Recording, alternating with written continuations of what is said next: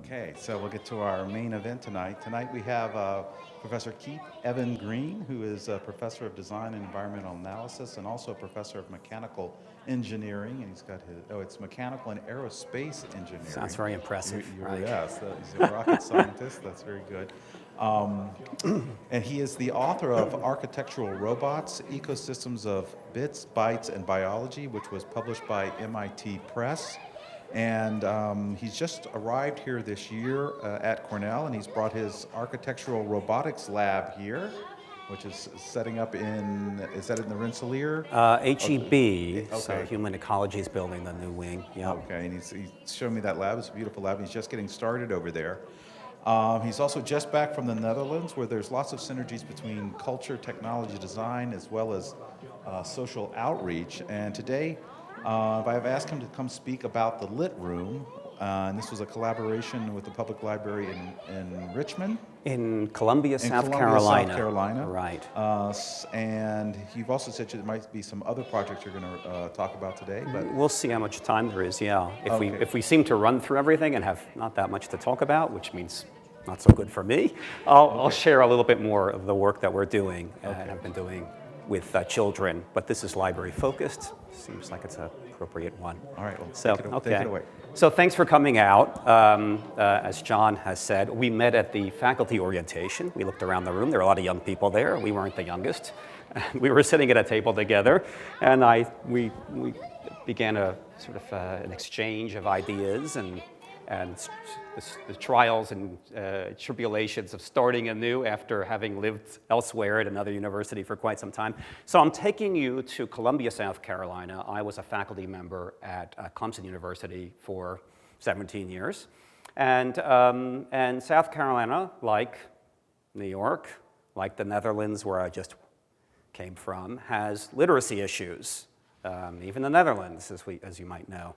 So I'm taking you to the largest public library in South Carolina, which is a marvelous institution with a great group of people that are doing their best. And once a week, buses show up with kids from Title I schools, and they have a lot of literacy challenges there. And they're read to. This is a common thing, right? Read-alouds that are done in libraries by librarians. And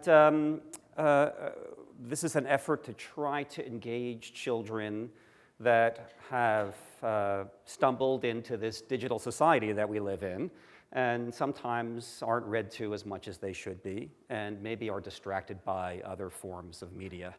And so here we are in Columbia, South Carolina, which is called the Lit Room, which also, the Lit Room is room scaled, okay? And then there is a small version of this, which is the Lit Kit that you can pick up and walk around with, that we can produce in the lab for about $200. Probably could be produced for less than that. And we have 4 of these. They're sitting in my old lab in South Carolina, so they need to get here. But there's also opportunities. I'd love to hear from anyone from the library community or the education community as to where to deploy these and probably put them through this, and you'll see the last iteration of this Lit Kit to put it through a little bit more of a longitudinal study, right? We have 4 of them. I'll show you some results from the early prototype of the Lit Kit. So as promised a moment ago, I'm going to tell you a little bit about myself. I guess that's me here, all right? And what do I do? Because it's a little bit too far of a leap to just jump into this project. So I design to delight and dignify and empower people. I design cyber-physical artifacts at the scale of the built environment for an increasingly digital society, and I call this architectural robotics, right? Some hybrid of architectural, and robotics. I'll define this a little bit more in the next slides. I like this quote from Steve Jobs, which I think is an important beginning that we probably are aware of. But he says, it's technology married with the humanities that yields us the results that make the heart sing. This is when he was presenting, I think, iPad 2. Okay, so we're going to talk a little bit about the convergence of technology in the humanities. And so, as John had mentioned, I wrote this book, largely on a sabbatical in Delft, the Netherlands. which runs through what are ecosystems of bits, as in physical bits, digital bytes, and biology. A catchy subtitle, right?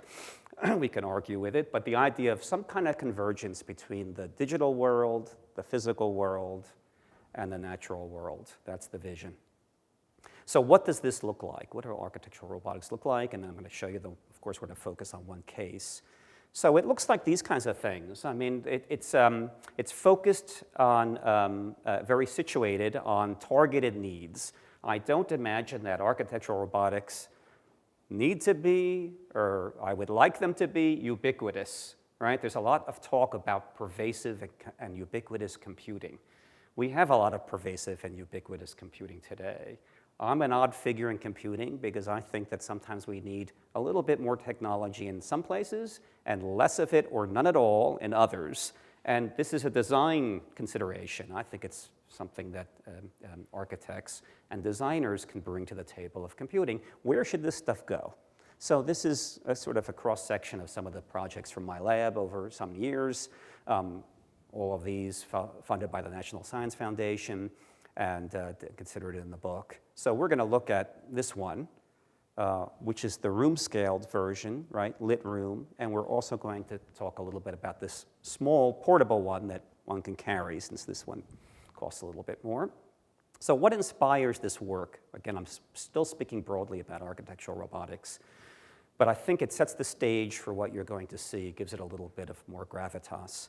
So the idea, some of the ideas that inspired me is that architecture, and these pictures are trying to speak 1,000 words, architecture can be alive and open to dialogue and debates, which are words that were drawn out of the sort of prospectus for the Pompidou Center, known as the Boberg as well, right? And also about the work that's in the foreground, which is also shown here, that machines can have a lighter side, right? We can use machines to do things that are a little bit absurd. Here's a museum patron really enjoying herself on this, right? We know a little bit about Marcel Duchamp's famous artwork that also had sort of similar intentions to enjoy something of the machine. And then the idea that buildings or architecture can be information systems, right? So we know this building in Paris, right? Henri Labrousse, the Bibliothèque Sainte-Geneviève. And then the card catalog appears, right, if you can see it, on the outside of the building. So the idea, and Victor Hugo was sort of, right, entangled in this conversation with the architect about how this will kill that, the printing press will kill, right, architecture, and this is at the same moment that Victor Hugo is writing this. The idea here with this library is to actually recuperate the power of architecture as an information system, all right, of its time, right? You can see the dates, I think, right? By actually wrapping the building with the catalog. And then I think what's interesting for the lit room and lit kit that you'll see in a moment is that design can make not so obvious suggestions of the familiar. Meaning not that we want to imitate biology or natural systems or anything else that is familiar to us, but that perhaps we could suggest something, evoke something familiar, so we make a connection with new things. So what happens over the course of the day is this shadow, right, moves across the floor, if there's light anywhere near, and it sort of brings this sort of figure, this reductive, minimalist figure to life, right, as a kind of a being on your floor. So why might we be disposed to an environmental design, an architecture that reconfigures? And I have a number of reasons why, which I'm not going to all present to you today, but I'm going to present one of them that I think is relevant to the kind of focus, the case study of the today, which is that we have a learning disposition. We learn more in a changing environment. Changing environments create new associations in our brains, and that the brain wants variation, it wants to move. Now, this is probably a subject we could take up at the end of the presentation if people have views otherwise, but I think it's an interesting perspective, certainly for someone like me, who designs systems that are actually moving, where physical mass is moving in space.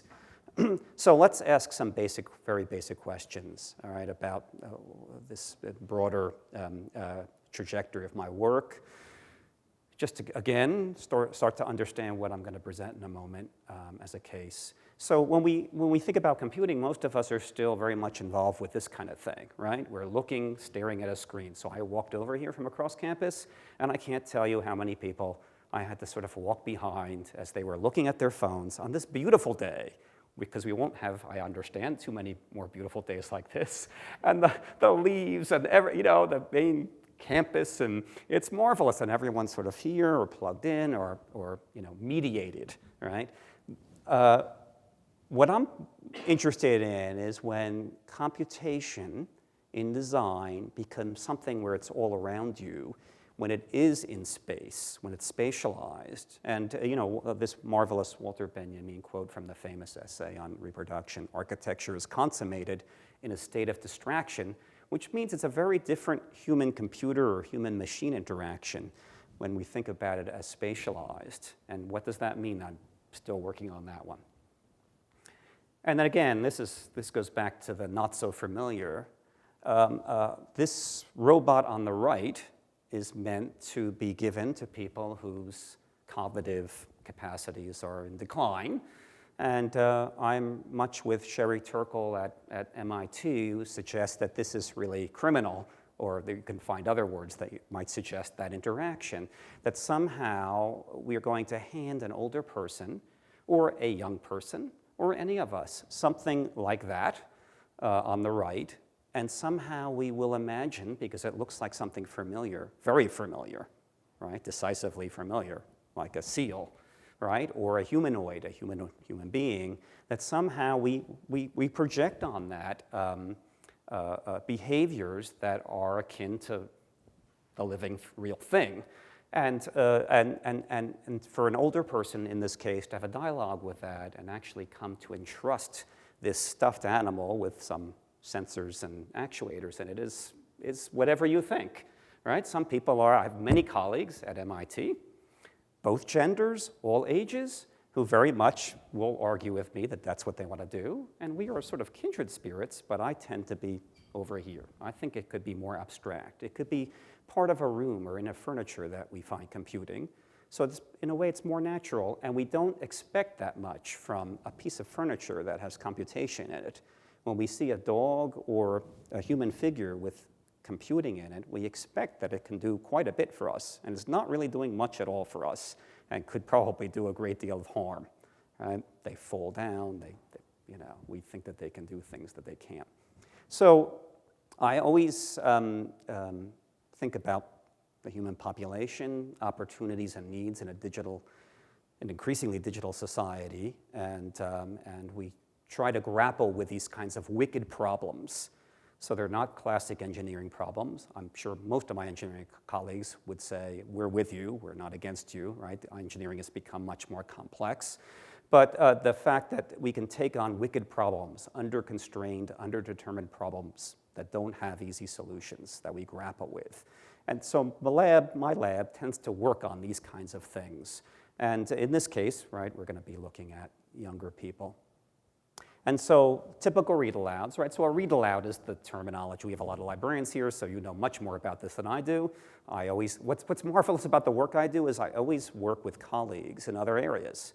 So I continually am in a postdoc opportunity because I'm constantly learning from the medical community, from the library community, and other communities about some of the problems and opportunities we face today.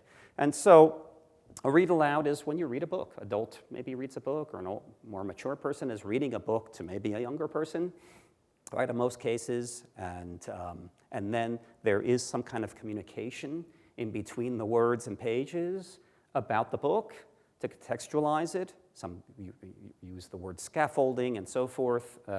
But we thought, well, maybe we still have these literacy challenges. We have children sort of wed to screens, right? It's combative in my household. I go to the National Science Foundation and review proposals in the computing directorate about, right?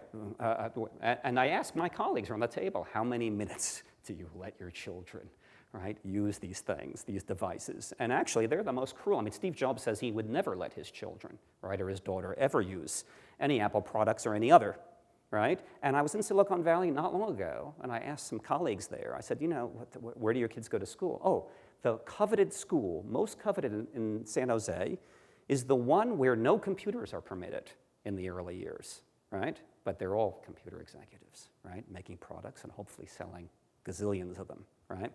So in this world that we live in, and it's not all bad, right? There's some good. There's some people that are, we had a game, some people presenting about games last time, and I have many colleagues who make very compelling arguments that certain games are very good, right? So we're trying in a way not to gamify reading, but to use some technological means to bring children to the printed page, because they always are read to with printed books. We never project very conscientiously. We don't have any printed matter, so books are read to the children, and they're read. Here is a classroom where they're being read to, and in the other cases, we're really thinking about, for instance, that yellow bus that pulls up at the end of the day with kids from neighborhoods that are having some issues, and trying to kind of capture them and get them to enjoy reading, right? So we know, I had a lot of these kinds of statistics, right? But this is the one I found of the ones that I had most, I don't know, most distressing. You know, that, I mean, just the sheer number. We just had an election, so we can kind of figure out something about numbers these days like these. 50 million Americans cannot read above the 5th grade level, right? This is where they are not really capable of reading the prescription pill label, right? So they don't even really know what to do with their own prescriptions if they're able to get them, right? So we asked the question, the larger question, I'm going to show some research questions, but can literacy be cultivated in an environment that becomes a book? And this is looking down into this project, and our inspiration was, you know, this is a natural inspiration. I tried to put this in my MIT Press book. Sendak, who we know has left us recently, it's the state that has been discussed on the front pages of the New York Times. It's not an easy group to work with. There's another individual involved that's in charge of the estate. But that's why I found another book that sort of does the same thing. But this amazing room that's a portal to elsewhere. It's an ordinary room that takes you someplace else and on an adventure. This is Microsoft's idea. This is not about literacy, this room, but this is their home of the future, right? It is a bit dated. I don't know what they're doing today, but I did visit them in Redmond, Washington, where they have Microsoft Research and their headquarters. And they still had stuff like this, so the wallpaper, you know, becomes a display. But look at the way they put the room together. I think Bill Gates decorated this room, right, himself. So,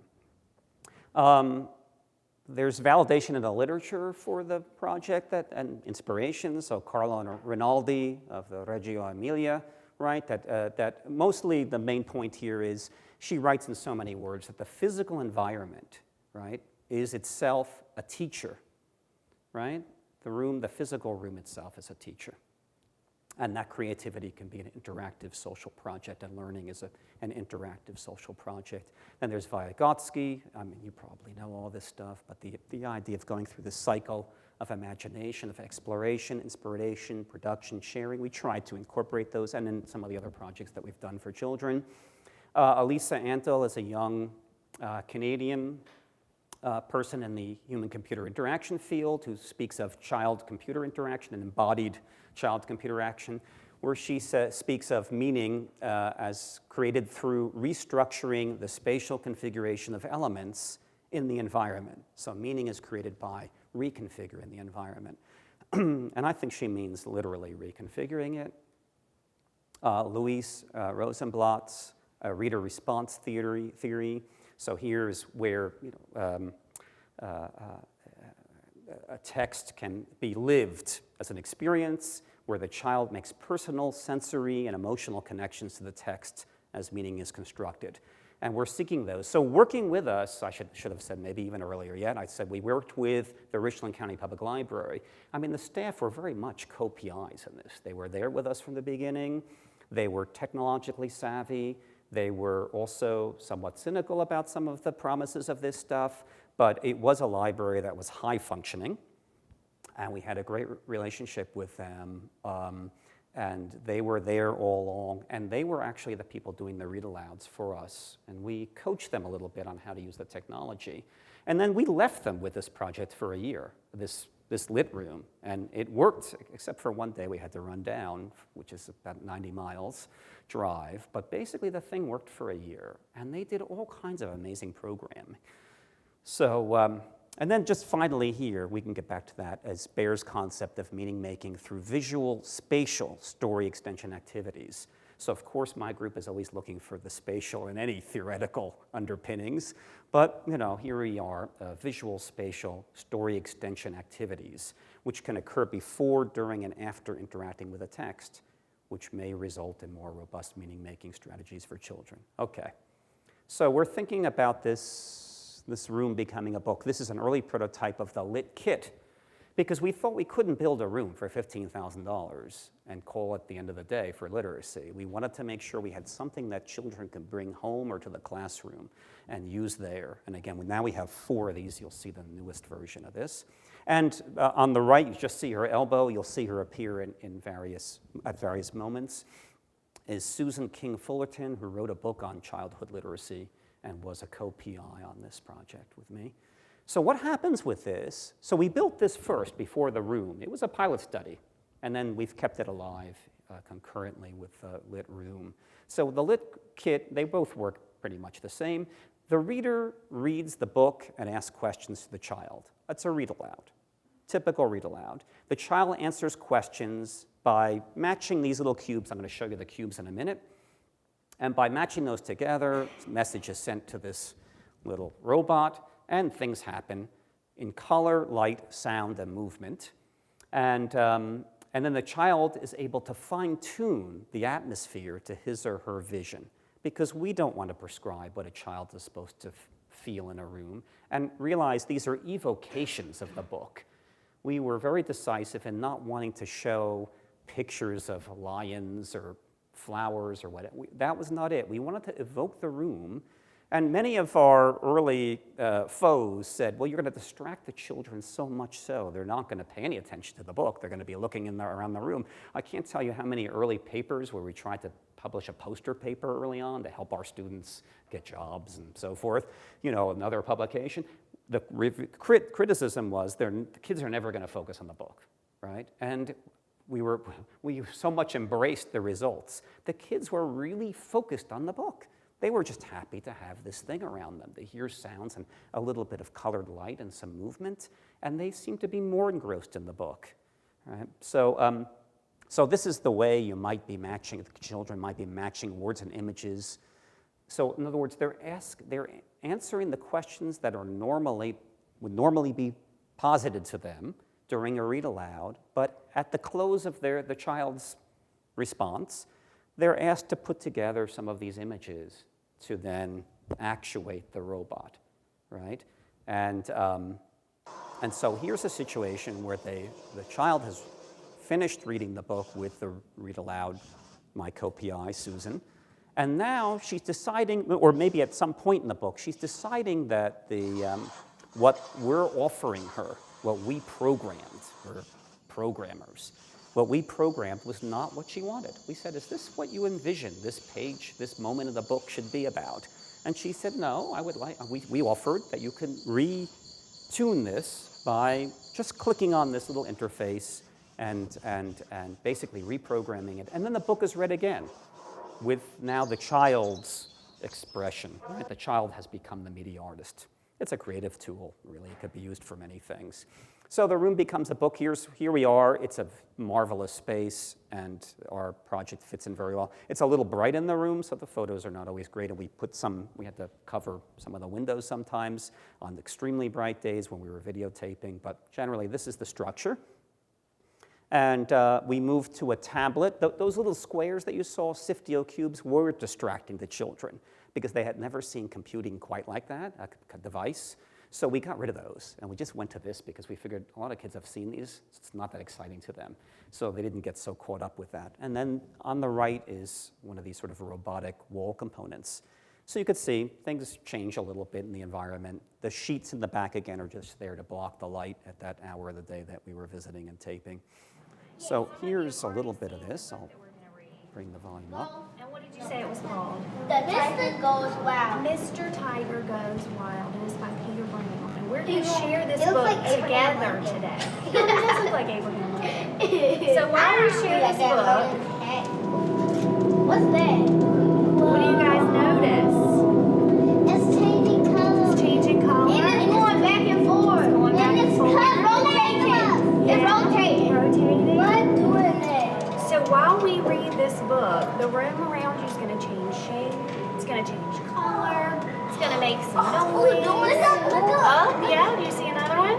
I love you. That's right. It's going to make some noise and do some fun things while we read. Okay? So just be ready for that. Now, also, while we share this story, I'm going to encourage all of you to discuss it with me as we read. It did. I turned it off. I did. And the librarians were great. I mean, we had a great group of people that were doing this, and they were getting, this is early on, one of the first days that this thing sat in the library. And what we did is we warmed up the kids by doing exactly what she was doing. That way, we actually figured out how many seconds we really had to spend with them before, to acclimate them so that they, after they did this, they were ready to go. They saw more or less colors change and all this business go on, and they kind of understood the game plan, and then they were ready for the book, right? And they were focused on the book. So this is a couple of pictures of this thing that sits in the children's reading room. We did benefit from an amazing facility. You know, there's a lot of work to do on these things. We're a small team. We had NSF money, but only for 2 years. I mean, if I told you the figure, you'd say, you know, with that kind of money. But we're a few people, and we supported our doctoral and master's students, maybe 2 or 3 of them on this. And before you know, after the tax is taken by the institution, we just get by. So we had to fabricate all this, digitally fabricate a lot of this stuff. And the children are co-designers of the project, right? So this is late in the game, but basically we kept coming back and working with the kids, largely without anything activated by motors and computation, right? Programming. We just had them help us design the project. Kids sometimes know very well. Does that mean we listen to everything the kids said or everything the librarians offered?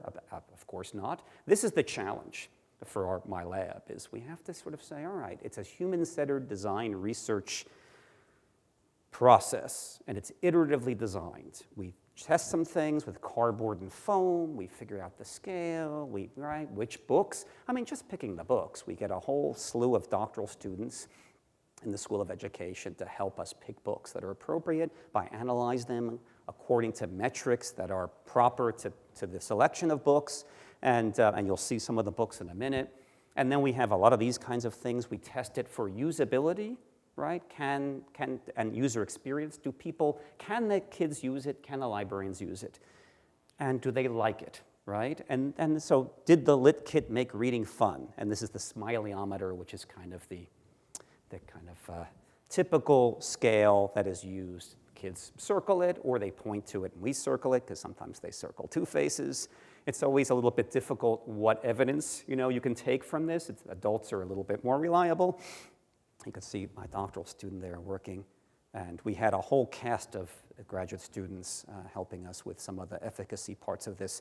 So the efficacy part, and I'll talk about that in a second, was where we tested for literacy based on some established metrics, understanding how to perceive an understanding of the text.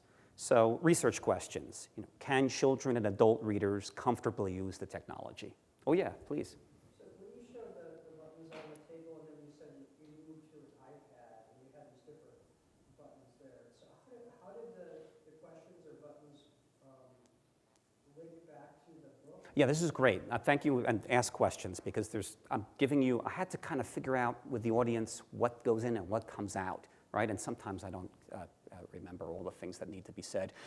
What's wonderful, I think, about this project, one of my demands, is that when we leave it at the library, we need the librarians to be able to program this thing for any book. I mean, reasonably any book. So what we did is we made what they call a graphic user interface, right? Which is a screen with some different possibilities on it.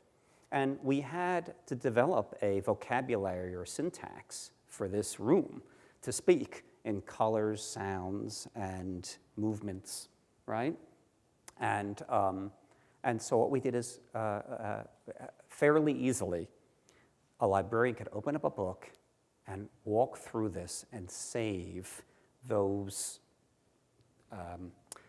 selections that are appropriate in terms of the sounds and the colors. Remember, it's a limited syntax that this thing speaks. But with the color and the audio and the movements and having 4 different robotic surfaces going at once, we have, it's like Steve Reich's music or Philip Glass. We gain a little bit by having all this polyrhythmic, activity. In other words, we get a little symphony out of rather simple systems. We get some complexity out of it. So if there's tension or drama or something happening in the book at a certain moment, so they press a button. Yeah, as you can imagine, the librarians have to be very comfortable, of course, with what the book is, in the way of where to then program these effects. So the one that you were seeing here, something with the tiger, right? Whatever it is. We scripted it.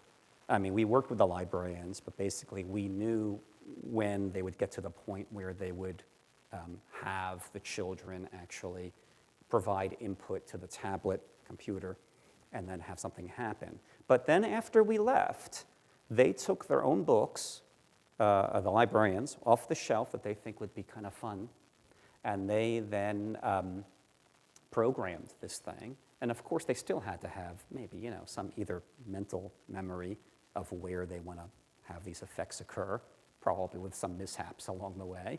But basically, they would write the scripts, right? And they would tune this room the way they wanted. And again, the children could still retune it. And typically, they would read the books twice because the kids want to see their imprint on the room. And we really did not want to imprison the children in our own expressions of what the room should be with which book. We wanted all books, right, and reasonably. And you'll see we did nonfiction and fiction, and we had some different types of books, right, more literal, more abstract, and sort of enigmatic. And then we even had, and you'll see in a few slides from here, and this is not a huge presentation, so we'll get through it fairly quickly, is they have a wonderful program once a year in which they bring a Newbery Award-winning author to the library. So they brought Grace Lin from Berkeley out. And they make a big deal of it. It's a good thing. They have a lot of wonderful programs, this one library in South Carolina. It's not the only one, but they have a little bit more means. And so what we did is we had, with the librarians, of course, who came up with the idea. They said, we would like our teens to come in and work with Grace Lin's newest book and program the room. So the teens did it, and they also created those panels that are cut out that kind of create those robotic surfaces. They're just corrugated plastic, so they're easily cut with a digital fabrication machine. We help them with that. But basically, the children design the room by altering those surfaces that are being actuated by the robotic system.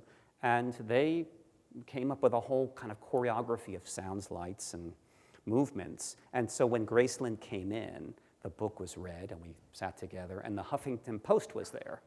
And as you'll see, the Huffington Post said, this is one of maybe 8 things that suggest the library of the future, the promise of what a library could be in a community. So that's the kind of opportunity. We want these technologies to be enabling.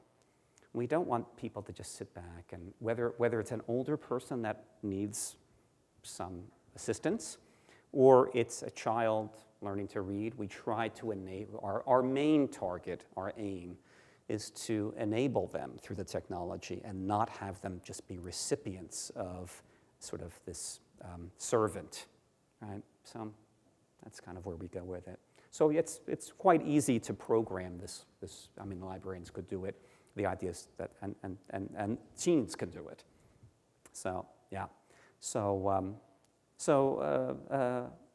a second research question, I think I have 3 of them here. How do the environmental effects aid users in the creation of meaning? So we're testing for meaning making.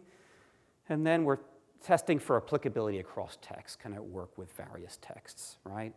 Just as well or reasonably with some parity.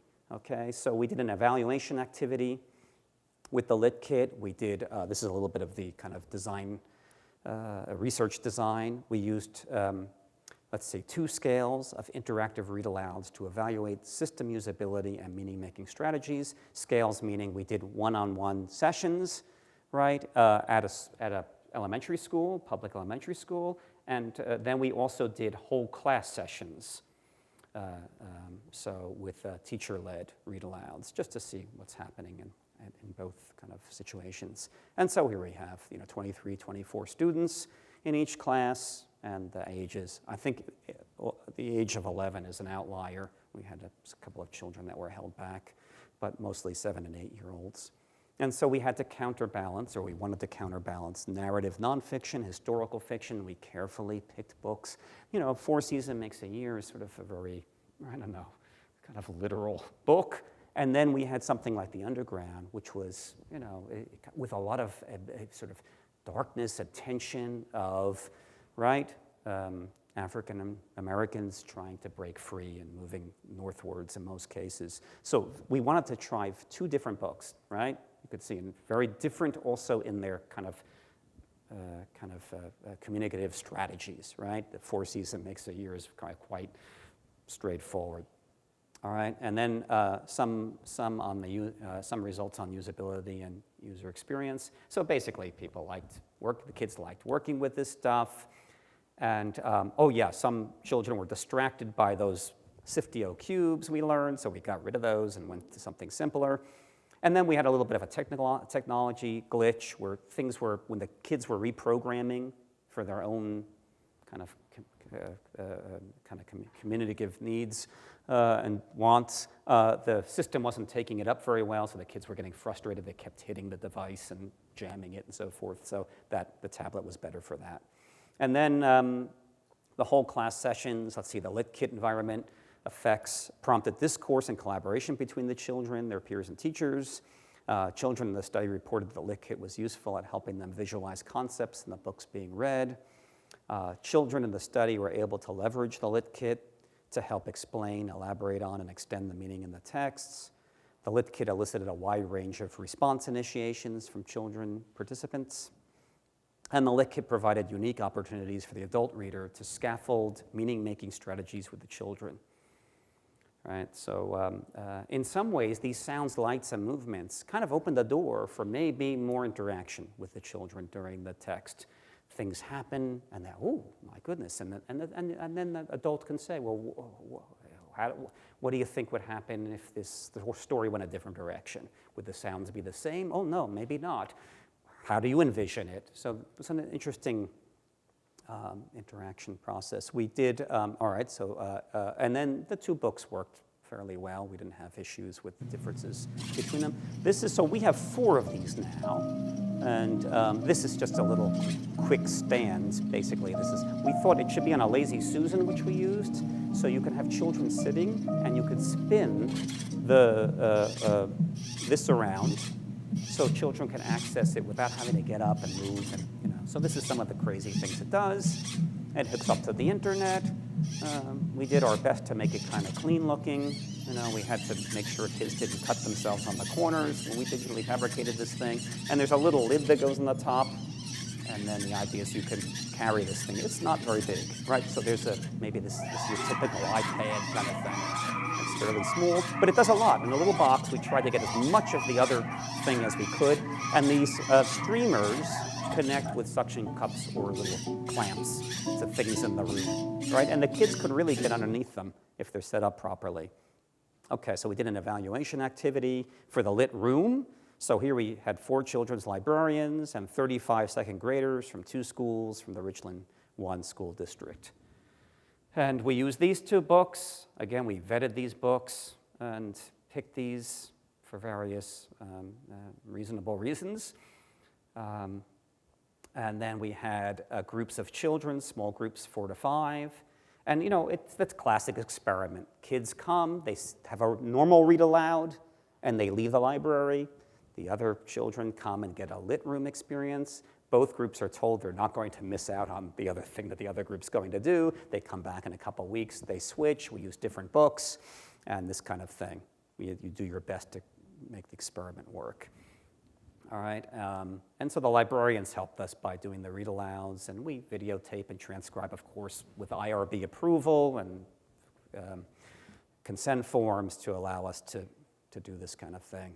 And then what did we learn again about the lit room? We learned, you know, that it was that 93% of the children preferred the lit room over the traditional setting.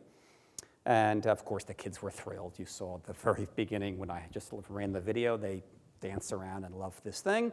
All 6 libraries were satisfied with the overall design and thought the children were enthusiastic about it. And the librarians overall agreed the lit room effects did not distract the children from the physical picture book, which was favorable, right? These are not really, I mean, we had 35 children. We're not looking at thousands, right? We're looking, but typically, yeah, that's not a bad sample size. So mostly the librarians thought the kids were pretty focused. And so on efficacy of literacy, we observed in the lit room an increase in children's performative responses. These are, so like for instance, dramatic interpretations. The children will start to dramatize parts of the book. And transparent responses, these are sort of categories that suggest literacy. So for instance, transparent responses are speaking as or to a character in the book. When you see instances of this, it suggests that there's we're getting somewhere. Children in the study reported the Lit Kit was useful at helping them to visualize concepts in the book being read. Of course, we had videotape, so we transcribed a lot of the sessions, and the kids say all kinds of things like, you know, now I really can see things. And remember, we're just trying to evoke the atmosphere of the book. They never see an image that's recognizable.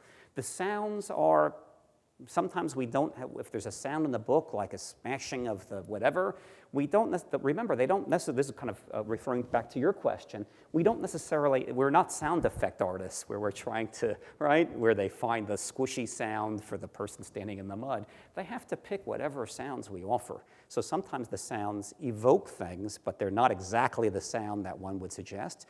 And the librarians can do whatever they want. If they think that a sound might evoke elicit a different kind of response from the child that's helpful in using this thing, right? They're free to do it.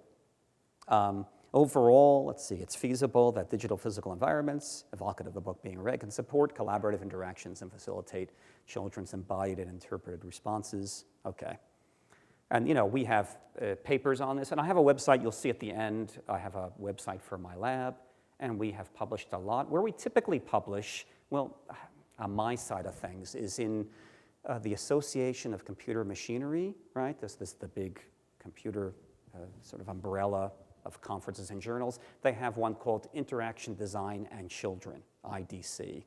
So that's a marvelous conference, and a lot of these kinds of computational tools are presented at those with some results. But we also are making some waves in the sort of library science kinds of publications. But you can find some of this on my website, and you can download papers easily. So results more broadly, we're coming, I guess, to the end of this. The Lit Room offers a promising context for interactive picture book read-alouds. Children in the study reported that the Lit Kit was useful at helping them visualize concepts, right, in the books being read. Usability and efficacy or literacy findings reveal important implications for how interactive systems, specifically multimedia ones like these, might be effectively utilized to support dialogical interactions, relational interactions between reader and the child during shared reading of picture books. And so, yeah, here's a bunch of these publications, and I think all of them should be online. Probably this most recent one, when the data is more recent, we have more to report. So this was presented at the Design of Interactive Systems conference, and then Interaction Design in Children. And the kids just like to have fun in here as well. And here's the Huffington Post thing that we have. So the 8 awesome ways libraries are making learning fun. And here's Grace Lynn in the space. So I guess she's taking a selfie, or I don't know what she's doing there, recording. I think that's her. It's a small photo, but I think that's the one holding up the phone. And then that's the best ending. Kids just sort of being awestruck sitting in this thing, which is really exciting to see. It's great. We were working in my lab for quite a while on assistive and enabling technologies for elderly and particularly post-stroke patients who have upper limb issues and also some often cognitive issues after a stroke. And it was also, it's rewarding work. It's delightful, though, to shift gears and work with some kids and just see them laugh and squeal and jump around and maybe read a little bit more. So that's kind of what I have to offer. And there's some information of how to look up some of what I'm doing. So thanks for coming out. Will you take some questions? Sure, yeah. Questions for Professor Green? There you go. Thank you, Professor Green. Sure. I'm curious, some of the results that I saw seem to indicate that some of the children would get something out of the source material that they might not otherwise as the result of using your technology, getting a new experience in that sense. I'm curious, however, for a child who may already be interested in the picture book that they're reading, did you observe or would you expect to have observed any differences in terms of their comprehension and retention of the source material? Yeah, that's a great question. For those students who really are great readers, right? Maybe we have some, right, the children amongst these tired parents in the room, or grandchildren, or whatever. But yeah, we haven't really tested the books on children that really are great readers, well ahead. I guess that's the question. What happens if they're very comfortable with picture books? They're eating them up, right? The typical, 7-year-old who's read half of the Harry Potters already, right? What does this do? I think the promise of it, we've thought about it. We've thought about also the other end of the spectrum, which is autistic children who maybe are drawn to visual things, and we haven't really explored that as much. Another thing we would like to do with this is to see how children can use it as media artists. Can they use this as a tool of expression, right? Maybe they make PowerPoint slides or videos of their own and use this as a way to start to build out a multimedia performance. Maybe some of that is the promise of having a child that just can get absorbed in the book. Our interest is really to capture those kids who are sort of looking off into space, wondering when they're going to be back in front of a TV set or in front of an expensive tablet or whatever, or an expensive one, doesn't really matter, right? So the question of what it might do for them, it might be, a way to augment their experience. But really, our objective is to somehow have this sort of be this enabling tool so that at the end of the day, and so this is our main objective, they go home without this stuff and they just are able to create these worlds on their own. That's what we really want them to do. So a child is already doing that. So I'm sure when you sit down and you read a novel, the world comes to life. The world of that space comes to life very vividly, right? Sometimes, right? Well, often case we see the movie and we said, we wish it's a nice experience, but it wasn't mine when I was reading the book. So yeah, I think the idea is to basically have this experience, and then hopefully it is that vehicle that to allow passage, over the threshold and just to enjoy reading, And I guess what it is a child that has the vivid imagination, maybe they could become part of a team that programs the thing and helps, right, their peers, maybe. I'm just pulling out of the hat. But they could be the ones, maybe, let's say you have a classroom, as tend to be. My children are here to do it. Maybe there's a kind of a range of children in the class of different capacities. Maybe the ones that sort of, to engage them. They could be, maybe they're the first to program the thing. And the other children are the ones that retune it, right, that are the ones that have maybe more of a need to sort of gain whatever benefits this thing can offer. Yeah, so good question. Thank you. Yeah. But you said you did test for creation of meaning. So how did you do it, and what were some of, the outcomes? Yeah, so I mean, and that's a grain of this that, I sort of left behind about a couple of years ago since we created this. But meaning, this is a kind of maybe a cheap way out, but our literacy person who was really very immersed in the kind of day-to-day workings of this. So I wasn't at all I was at one full day of the kind of efficacy studies, but then it's an hour and a half drive. And we go on, I write proposals so I can feed the next group of students coming in and keep all that running. But there is, in the literature of literacy, and this is where my co-PI, Susan, and her PhD students were kind of guiding this, is that they're looking for these evocations, I guess, or elicitations, I guess, of meaning making. So they're looking for things like this, there's these categories or typologies of meaning making. So we had, back up some number of slides, there was that sort of dramatic expressions or, right, instantiations. And then there was the one, transparent ones, where the kids start to assume the characters. So what we're looking for is we're looking for those instances. If the child is in the read aloud session without all this apparatus, and they're not really, and they're again, we're very scripted because we're trying to do an experiment, whether it works or not. It's qualitative and it's human-centered and then they're children. But we would ask them the same questions. And so if in the lit room or with the lit kit, the kids are starting to take on the characters and personify them, or they're talking to the characters. Remember, we have no pictures of these characters. We have some lights and sounds and some plastic panels that are, then we know that something's going on, and apparently that is suggestive of meaning making. So the kids become or respond to the characters, right? Or they are dramatizing part, sort of this, oh my goodness.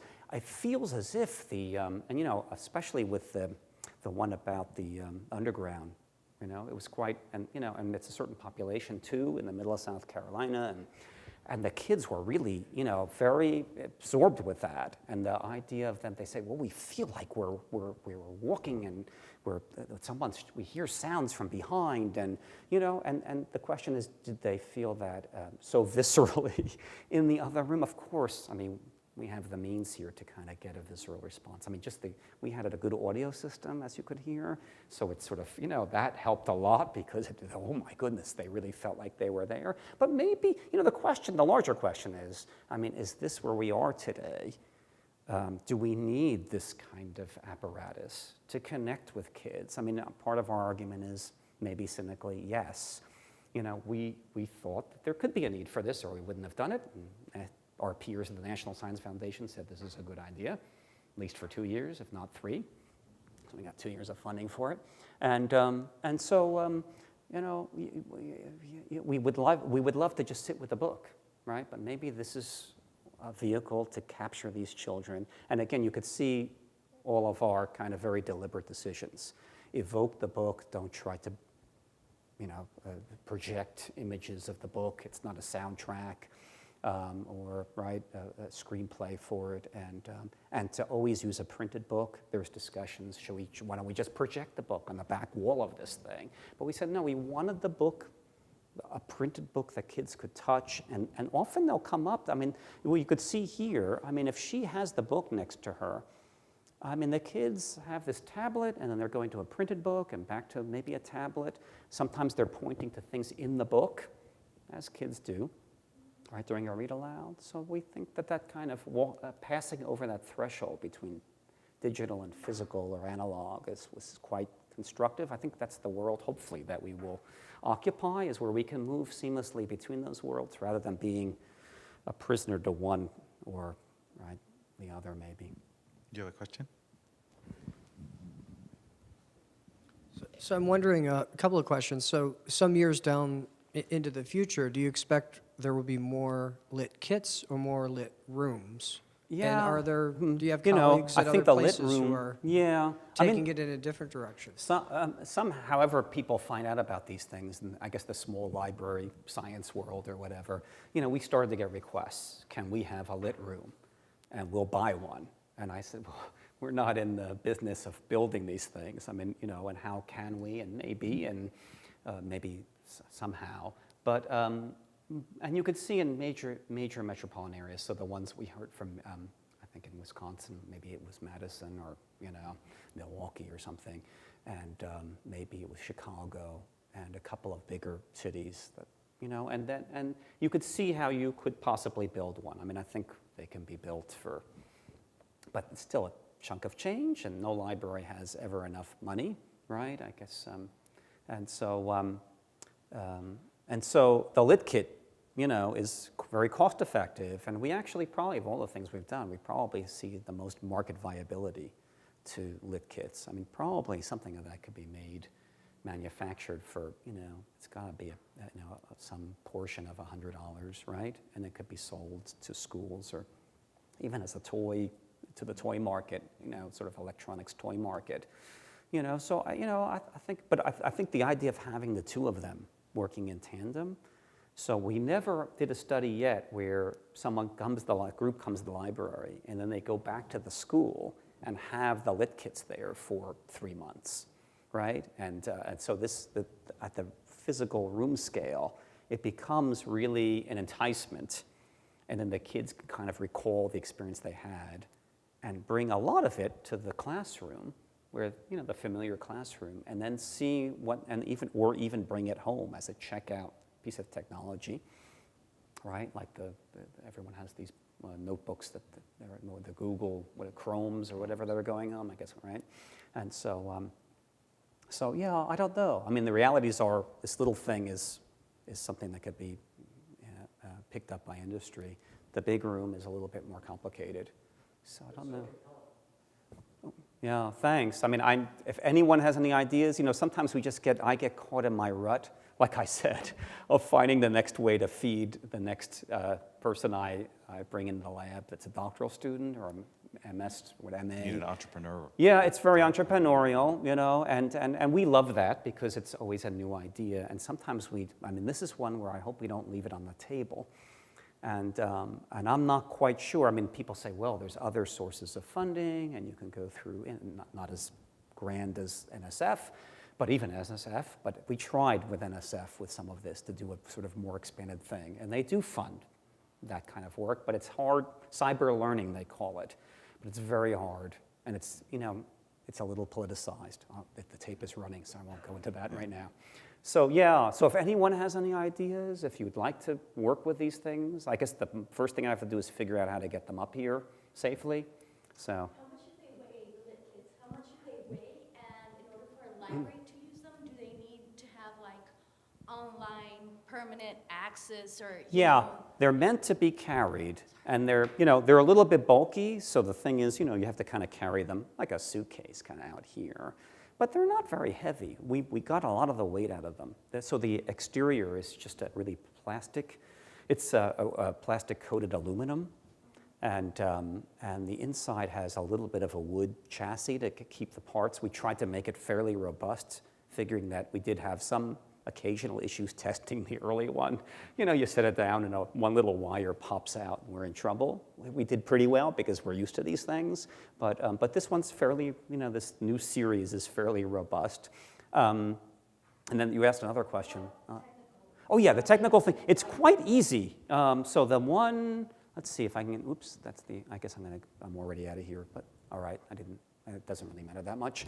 But with the white ones that you saw at the end, they have, there's a little, it's a little tricky because there's not a keypad on it, but basically you have to put a wireless, you know, network pass key in it. And it's done by turning a knob, and whenever you see the right letter, so it's a little cumbersome. But beyond that, once you have a wireless connection, it's on. And then the whole thing works via computer. So once you're on, you're on. So you could use, and so basically, you could take an iPad or whatever tablet you prefer, and you can get on there and you can then just tap in, and if it's in a wireless zone, you're ready to go. I mean, we have a few little tablets just so that we can hand them out when we need to, but basically any tablet, so anyone that has a computer or a tablet anywhere could basically get right onto this system by just making sure that the system, pointing to the blank screen now, but that the little white box understands who's speaking to it. So you just type in a password, key, right, and you're on. And then and then with the iPad or another touch surface, you can then basically start to do the programming for any book.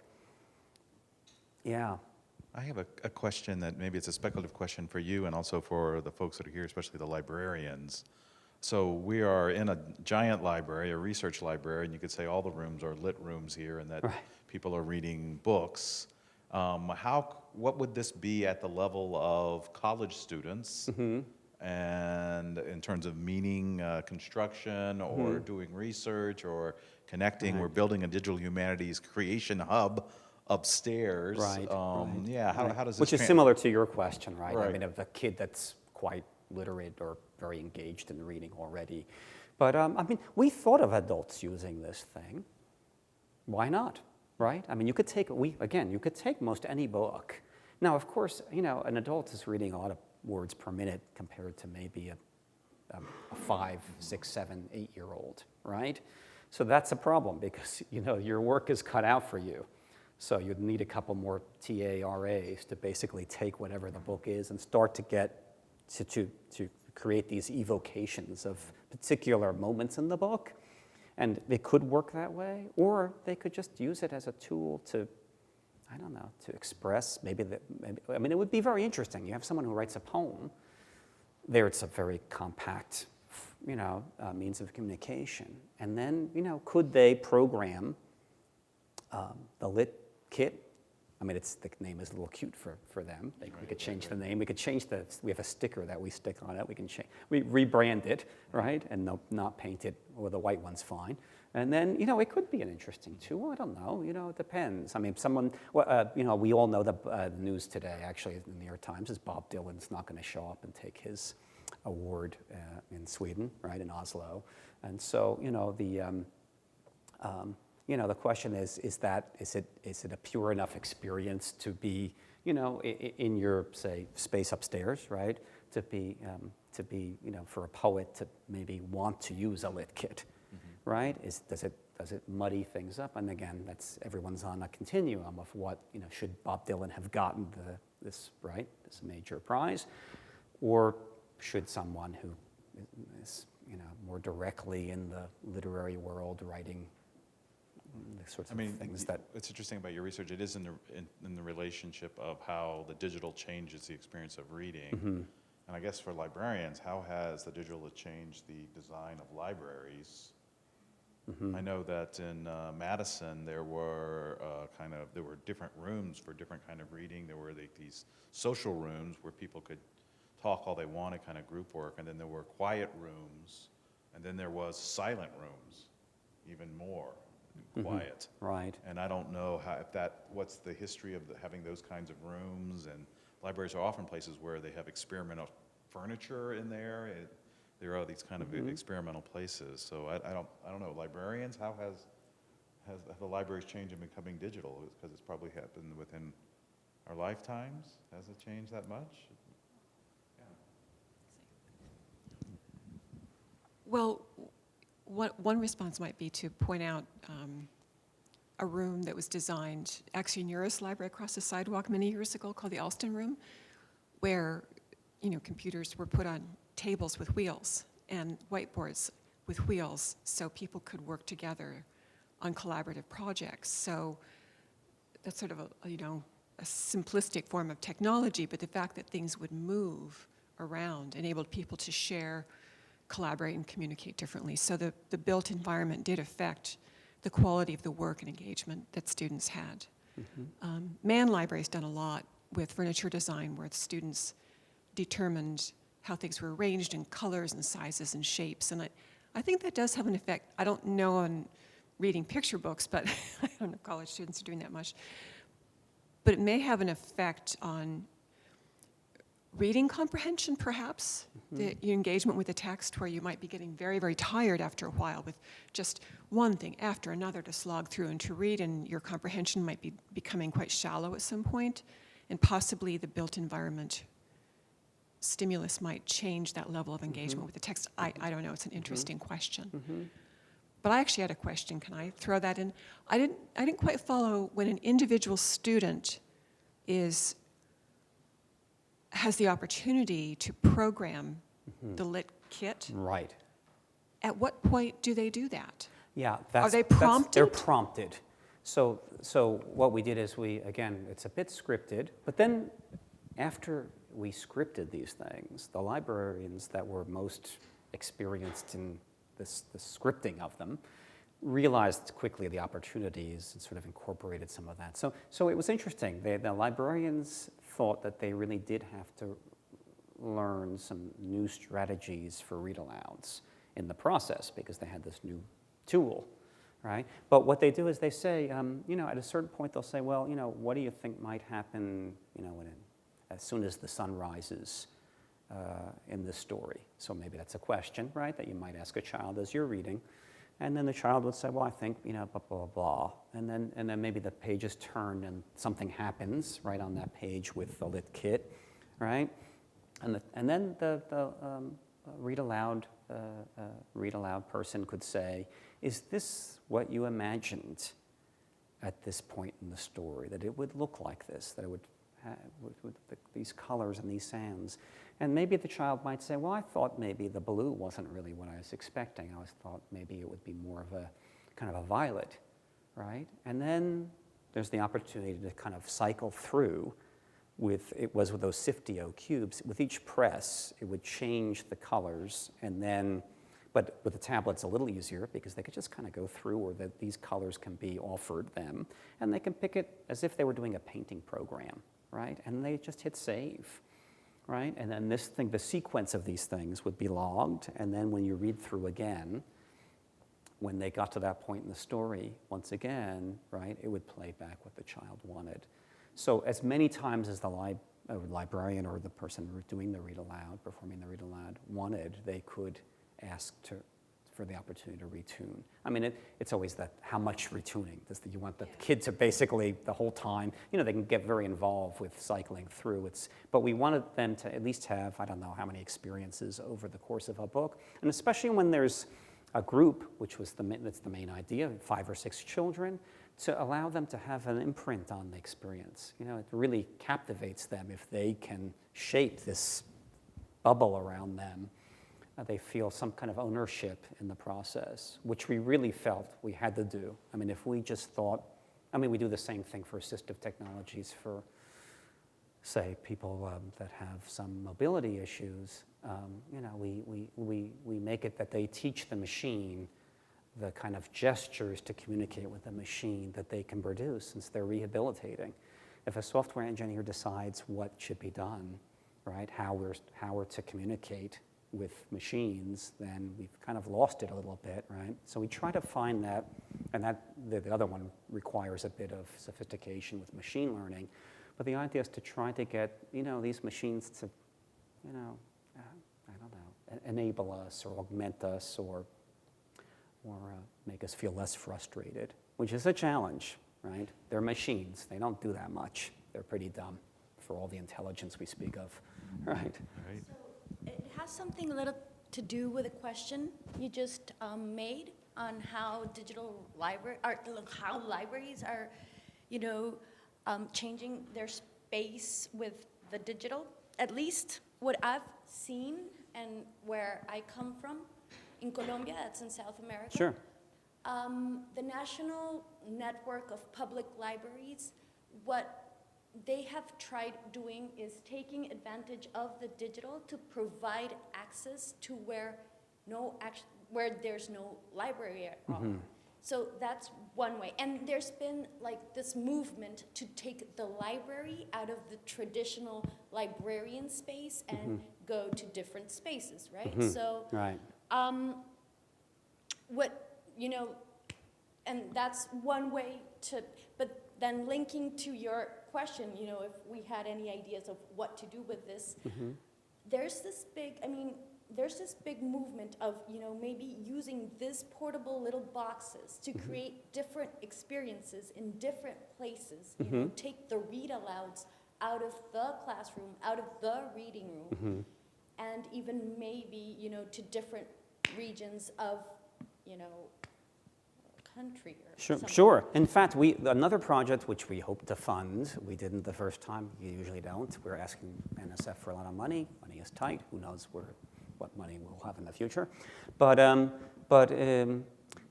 we had something we called Library Cubed. And Library Cubed was, we saw that, you know, Seattle, Washington, which was a former home of mine, I'm from closer to here, but I lived out there for a while. And downtown Seattle, they have the Seattle Library, designed by Rem Koolhaas for tens of millions, right? I mean, an outrageous figure. Whatever one thinks of it, it is a palace of a library, at least in terms of sheer expense and location and whatever else they can pack into that box. And the question is, you know, we're in South Carolina. I mean, we picked, for this particular proposal, Library Cubed, Orangeburg, South Carolina, which is no Seattle. Right? They have libraries with no internet access, and they have buildings that look like they should just, I said, that's the library? Yeah. And we said, well, what happens if we could take a cube, very much the dimensions of what we saw a few minutes ago, and put a lot of the technology in it that you would expect from the library in Seattle. So we did, it was, you know, it sort of was a hyped up, a little bit makerspace, which is kind of the problem, but we tried to make it so that someone could walk in there, do research, or get information, visualize or materialize something of whatever the experience was. So, and even if they came up with something inventive that they were making, that they could share it or even present it and prepare a pitch to people. Maybe there's a kind of and we actually identified, you have to be very clever with these things and we still didn't get the funding, identify, you know, sort of either local public initiatives to sort of, you know, like a sort of venture capital on the public side to kind of spark, you know, projects, you know, that could materialize into some kind of benefits to the local population. And the idea was really to get these cubes either in these libraries that basically, I mean, these people are never going to see Rem Koolhaas, right? And that old building, you know, maybe they can paint it and stick our thing in there. I mean, the response we got was quite interesting because the response was, don't have it in the libraries at all, no matter how dilapidated. Put it, I don't know, in a parking lot. Just get it. I mean, the problem there is that you have to weather enclose it, right? We have to worry about the effects of rain and snow and wind and, right, and vandalism. Where if it went into a dilapidated library, at least maybe there's a lock, there's windows, maybe heat turns on, there's water, and we thought maybe that was the best way to go. But, you know, I mean, it could go in a shopping mall or a community center, or, you know, who knows? At one point, we had it on wheels, and you drove it around. We connected with one of these bookmobile companies and figured out maybe we can just drive it around. And there are maker spaces, and we know there are bookmobiles, but there are maker spaces now on wheels. But they tend to be kind of low threshold, like we're going to bring the 3D printer that you can buy out. And we tried to, almost like the Vygotsky thing, can we get the cycle of, like, you know, coming in, brainstorming, meeting, coming up with things. You could see young professionals coming in that maybe want to, you know, a change of their lives. They don't want to do this, they want to do something more, use their skills, you know, sort of a grassroots kind of learning and making experience. And it seemed like we did a lot of research, which talks a lot about how the library is changing, of course. Maybe we were reading it from a certain angle, but the idea of the library being, you know, a very different place than it's ever been because of all these, you know, they seem to have more makerspace possibilities and these sorts of different rooms like John you were talking about to try to get patrons in and using the space. You know, not too much of an elitist old library kind of approach maybe that maybe we cherish, but maybe not is not a reality, and we have new expanded means to do different things. So, yeah. Great question. We're getting near the end of time. Any other questions here? No? Well, let's thank Professor Green for his presentation. thank you all for coming, and there'll be another series of conversations in digital humanities next spring. So thank you for coming. Right, thanks.